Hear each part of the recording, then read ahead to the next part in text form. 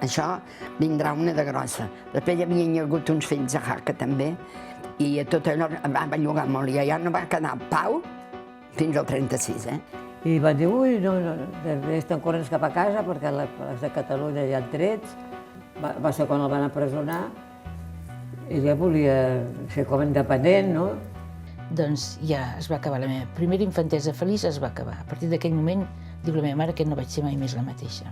Li van dir, miri, mestre, demà el concert no es podrà fer perquè s'han sublevat els militars i això va prenent un aire, o sigui, demà no es podrà fer el concert. I el mestre va dir, nois, cantem l'himne de la pau, i van cantar l'himne de la pau abans de plegar. Tot això la gent ja estava amb angúnia al cos, ja veien que alguna cosa passaria.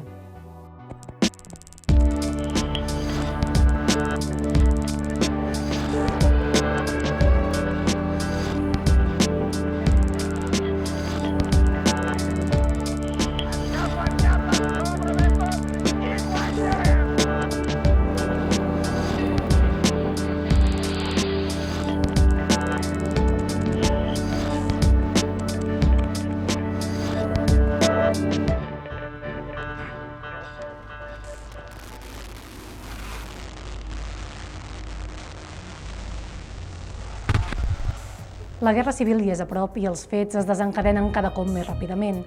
De totes maneres, les nostres àvies no van ser conscients fins a l'últim moment que el 18 de juliol ja era la cantonada. En el capítol d'avui sabrem les seves opinions sobre Macià i sobre Companys, reviurem amb elles els fets d'octubre de 1934 i ens explicaran com els va impactar la gran violència d'aquells anys convulsos. Les nostres àvies tenien pocs anys i no sabien que faltava poc perquè comencés una guerra. De fet, la majoria de la gent no n'era conscient, i això que el país presentava alguns signes de malaltia. L'any 30 cau la dictadura de Primo de Rivera, i un any després les esquerres guanyen les eleccions municipals. Francesc Macià proclama la República Catalana com a estat integrant de la Federació Ibèrica i s'aprova l'Estatut, tot i que a les Corts de Madrid hi passen les tisores. El país viu els fets en un estat d'emoció, però és un miratge. El president Macià mor el dia de Nadal del 33 i Companys es troba un paisatge complicat. El capítol més evident són els fets d'octubre de l'any 34, que van fer trontollar el país. Les nostres àvies ho recorden perfectament. Per algunes, és el seu primer record polític.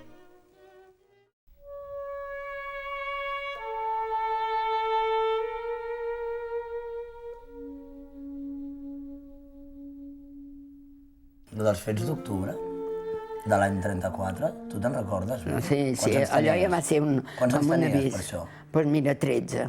Va ser un avís del que passaria després, dius? Sí, bueno, jo vaig sentir els meus pares, això vindrà una de grossa. Després hi havia hagut uns fills a Jaca també, i tot allò va bellugar molt, i allà no va quedar pau fins al 36, Del 34 al 36 ja hi havia moviments polítics, jo els sentia a casa perquè no estava, jo als 13 anys no estava perquè els meus pares, però jo veia moviment a casa, moviment que la cosa estava a punt i que... Pot ser que la mare et posés a secretaria per als fets del 34? Sí, no sé per què. Home, l'any 34 va passar això i deies que hi havia moviment, doncs potser et va posar per això. Potser va dir, bueno, doncs vés a fer secretariat en una acadèmia que deia Acadèmia Libre per a senyorites, libre, sobretot libre, perquè sempre buscava llocs que no ensenyessin religió. Me'n recordo que l'examen d'ingrés em diu el catedràtic, quan jo dic, jo de religió no m'examino, de religió no m'examino. Diu, no, que ja se podía a su sitio. Jo quan vaig sentir Dios, dic, ai, coi, ja em va semblar que... Perquè llavors, després de la República, feies un examen, la religió si volies no. Ja. Però sentir con Dios, jo vaig pensar que em preguntava alguna cosa de Dios.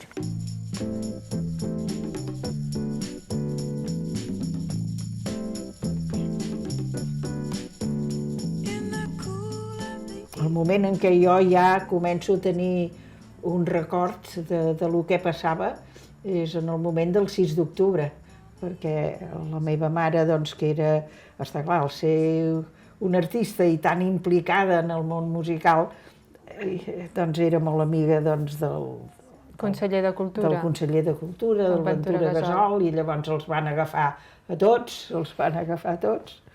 I els van portar a la presó. I els van portar a la presó, i llavors per això tinc aquestes cartes tan boniques del Ventura Gasol.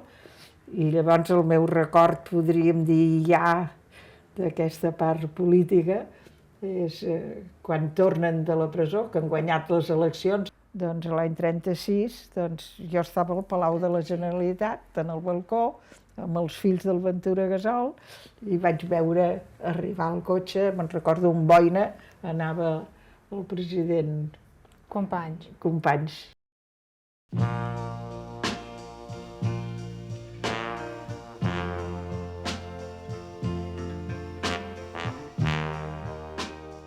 Just abans de la guerra, els fets d'octubre, com els veu viure? Com els vas viure tu? Mira, jo sé que estava fent gimnàsia, que al carrer Mallorca tenia un gimnàs molt bo, i van dir, ui, no, estan corrents cap a casa perquè les de Catalunya ja han trets. Va ser quan el van empresonar. Va fer com una revolta, ja volia, jo crec, no sé, perquè en aquella època era joveneta i no estava molt a la cosa, però ella volia ser com independent, no? Només som a l'any 34 i els soldats comencen a aparèixer pels carrers de Barcelona. A Madrid, el govern ha fet un gir radical cap a la dreta amb la presidència d'Alejandro Lerroux. Per la seva banda, Companys, que preveu una involució autoritària i antiautonòmica, també es radicalitza. A 2:15 del vespre del 6 d'octubre, Companys proclama l'estat català dins la República Federal Espanyola. La proclamació dura poc. Aquella mateixa nit, l'exèrcit ocupa la plaça de Sant Jaume i obre foc contra la Generalitat. Són els fets d'octubre. En només 4 anys, el país ha passat de la il·lusió al conflicte. Si vols una foto d'aquella època, és una foto que jo recordava el fet, però no recordava que tingués una foto. Però ja veuràs, si anem ara aquí a la biblioteca, és una foto que jo no sabia que existia i la vaig trobar en aquest llibre que tinc de la història gràfica de la Catalunya autònoma. I aquí tinc una foto, i llavors un dia jo no m'hi havia fixat mirant-me aquestes fotos, i en Jordi em demanava qui era d'aquí, i llavors dic, però si aquesta sóc jo, em vaig descobrir aquí al costat del president. T'hi vas reconèixer o vas recordar el moment? I vaig recordar. Mira, aquesta és l'Alícia de la Rocha, com un infant prodigi, amb un dibuix que va sortir. Que divertit. Veus, aquí també és el president Macià. Això és el pati dels Tarongers, però també un concert que van fer en el pati dels Tarongers. Tu el vas conèixer, el president Macià? Jo sí, el vaig conèixer. I com era? Una persona venerable. Era una persona... L'avi. O sigui, tenia aquesta cosa, era un home, verdaderament un home molt pròxim, i per això jo crec que va tenir aquest apoy del poble, perquè un home que es feia simpàtic, el veies que tenia seny, Clar, jo del Companys el vaig conèixer menys, Si hi ha dues figures claus en aquest procés, aquestes són Francesc Macià i Lluís Companys. Macià, anomenat carinyosament l'avi, despertava simpatia. De formació militar, va participar en la fundació d'Esquerra Republicana. Aquesta unanimitat no es manté quan es tracta de la figura de Companys, especialment perquè li va tocar viure el període de la guerra. Les nostres àvies ens ajuden a comparar els dos polítics. Quines diferències creus que hi havia entre els dos tarannàs, Macià i Companys? Bueno, està clar, el Macià era un home del món dels militars, un home, per una banda, i en canvi l'altre era un noi d'una casa bona de Lleida, que va venir a Barcelona i va estudiar la carrera d'advocat, i primer, està clar, per guanyar-se la vida, era el que defensava els sindicalistes i tot plegat, o sigui, era un altre món, Parla'm del Macià. Què en penses tu del Macià?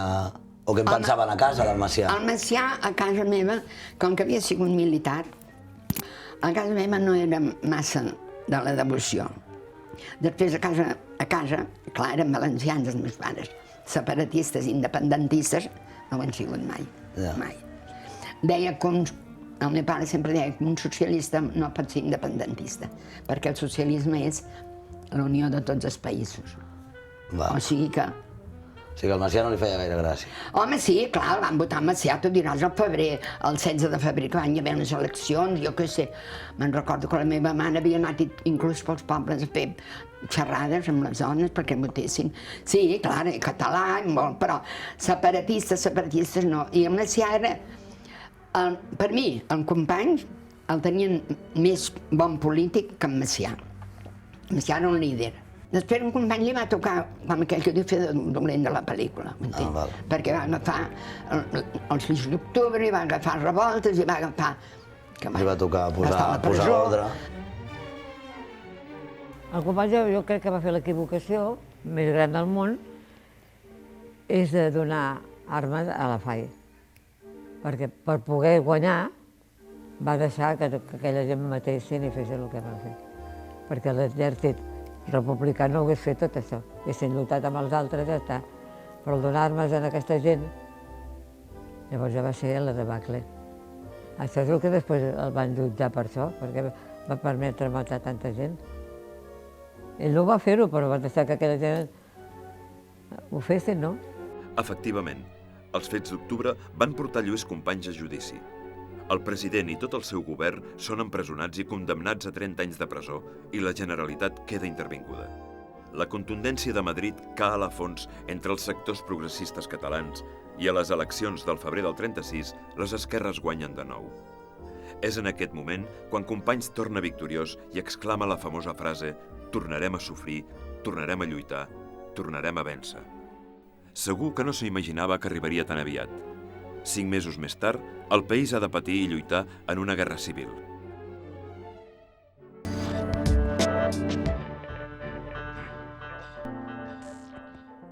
Tu recordes de casa de tenir la sensació pel carrer o per coses que expliquéssiu a casa de que les coses acabarien com van acabar, amb guerra civil? Hi havia aquesta sensació de que, ui, això pinta molt malament. Jo aquesta sensació la vaig tenir quan vaig tornar de Sant Pol aquell estiu de l'any 36, que vaig anar a passar uns dies a casa la meva tia perquè no podíem anar a Sant Salvador, on passàvem els estius, perquè la meva mare havia de fer un concert l'any 36, el 18 de juliol, precisament, i jo el dia 17 vaig tornar amb el tren amb la meva germana i el recader. I llavors allí hi havia un mossèn de l'escola, mossèn Riera, i la gent ja li increpava, i allò ja va ser una cosa estranya. I llavors ja, aquell vespre ja van començar els trets i tot plegat, o sigui que... Jo sol veia passar uns camions plens d'homes molt mal vestits, amb els punys en l'aire, amb banderes roses. Semblava, ja se t'agutzia el cor perquè veies que prenien molt... No sé, que algú passaria, no es podia quedar la cosa d'aquella manera. Perquè com estava la situació en aquell moment? Per què es queixaven tant? Ja venia de lluny, de Madrid, que també va matar el Gil Robles. El govern va permetre que un guàrdia de Sant anés a casa seva i el matés allí. Tot això la gent ja estava amb angúnia al cos, ja veien que algú passaria. Ens en vàrem anar cap a Sant Salvador, ja hi havia molta gent fora, llavors de tant en tant venia el camió de Vilafranca amb uns fascinerosos que feien una por, uns homes i amb metralladores, no sé què venien a buscar.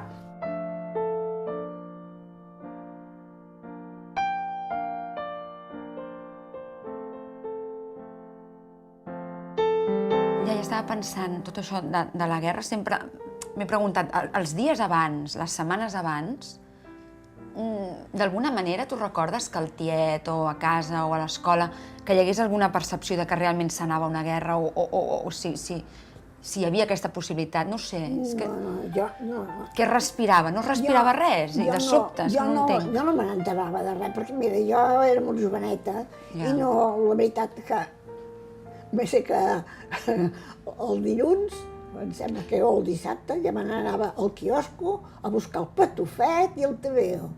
Era el patufet amb... Però clar, després ja quan esclata i quan veus que llavors què penses? Llavors, per tancats a casa, si vam tenir que tancar amb la porta de ferro avall, tancar la botiga completament, nosaltres a dintre tancats. Un dia parlant amb una companya d'escola, que ells estiuejaven a Sitges, i eren a Sitges ja en aquell moment, la seva mare va veure un barco molt gros i va dir al seu marit, vés a veure allí a l'hotel, que on hi havia molts estrangers, aviam què passa amb aquest barco, que em sembla que hi ha una barqueta, i estaven traient del país els estrangers, que eren aquests estrangers, no? Que eren a Barcelona. Per tant, vol dir que les potències estrangeres veien la cosa que anava malament. Juliol del 36. Esclata la guerra. El conflicte arriba de cop per a les nostres àvies.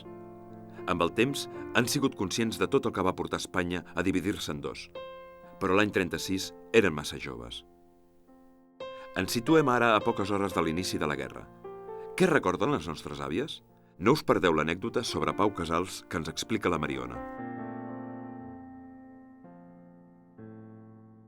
Explica que és una anècdota molt bonica, tal com ho va viure la besàvia, que estaven assajant per fer el concert. Sí, estaven assajant la novena sinfonia i el Pena... Això el 18 de juliol. Això el 17 a la nit. Ah, el 17 a la nit. El 17 a la nit estaven assajant amb en Pau Casals i l'orquestra, que havien de cantar la novena sinfonia, que la cantaven sempre.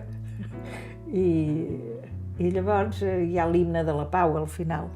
I llavors el Pau Casals li van dir, miri, mestre, demà el concert no es podrà fer perquè s'han sublevat els militars i això va prenent un aire, o sigui, demà no es podrà fer el concert. I el mestre va dir, nois, cantem l'himne de la Pau, per tant vol dir que el mestre ja sabia que les coses no funcionaven prou bé, perquè no sabem quan ens tornarem a trobar. Cantem l'himne de la Pau i van cantar l'himne de la Pau abans de plegar.